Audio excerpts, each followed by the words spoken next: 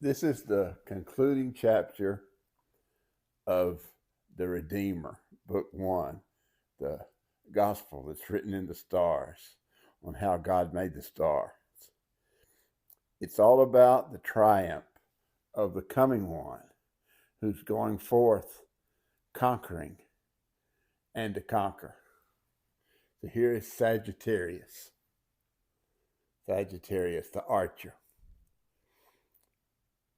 In Psalms 95, verse 3 through 5, gird thy sword upon thy thigh, O most mighty. Gird thyself with the glory and thy majesty, and in thy majesty ride prosperously, because of truth and meekness and righteousness, and thy right hand shall teach thee terrible things. Thine arrows are sharp in the heart of the king's enemies, whereby the people fall under thee. So we have 4 parts, as we always do. Here's Sagittarius is the first part.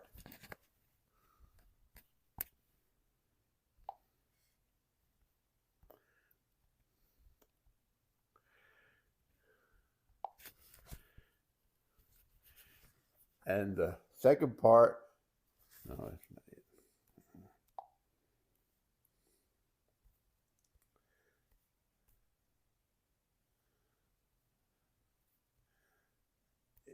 Is lyre, the instrument, the musical instrument. And then the third part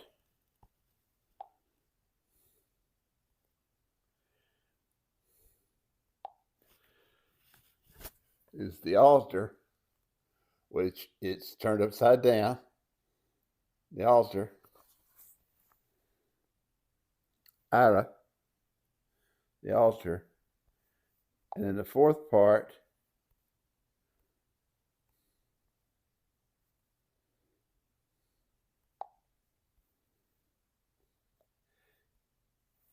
is Draco, the dragon.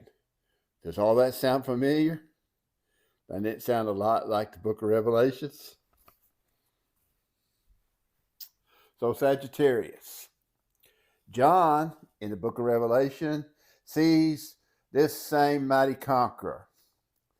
I saw a white horse, and he that sat on him had a bow, and he went forth conquering and to conquer. That's Sagittarius. That is what is foreshadowed in the sign of Sagittarius, which means archer. The Hebrew and Syriac name of the sign is Kisith, which means the archer.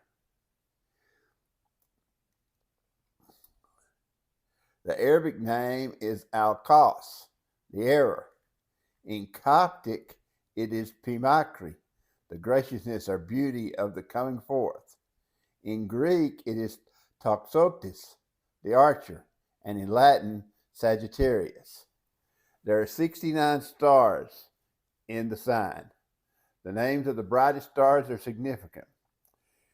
Naim, which in Hebrew means the gracious one, that is exactly what is said of this victor in Psalms 95:2, immediately preceding what I just read. Grace is poured into thy lips. Therefore God hath blessed thee forever. Hebrew, Nehushta, the going or sending forth. In the Arabic names, which have come down to us, Al-Naim, the gracious one, Al-Shaula, the dart, Al-Warida, who comes forth, Rukba, Rami, the riding of the bowman, the archer.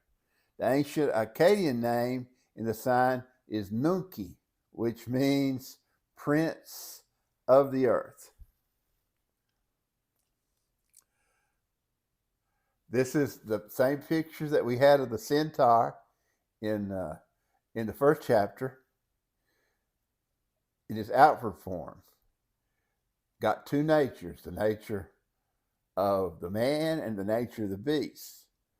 Now, far down in the south, they're connected with his sufferings and sacrifice as man, by high up as a sign of the zodiac itself, in the very path in which the sun rejoiceth in his going forth as a strong man, in Psalms 19.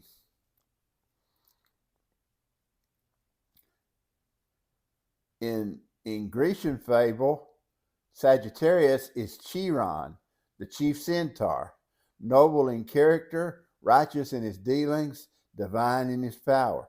Three natures: nobility, righteousness, and divinity. Such will be the coming of the seed of the woman in his power and glory. Psalms 95, 6 and 7. The scepter of thy kingdom is a right scepter. Thou lovest righteousness and hatest wickedness. Therefore God, thy God, hath anointed thee with the oil of gladness above thy fellows.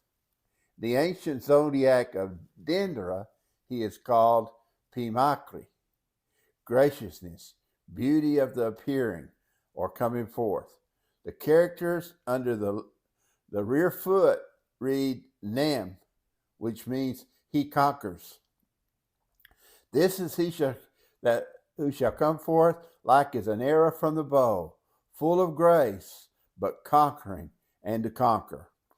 In all of the pictures, he is similarly represented. And if you look at this position in the stars, the arrow of his bow is aimed directly at the heart of the scorpion, Scorpio.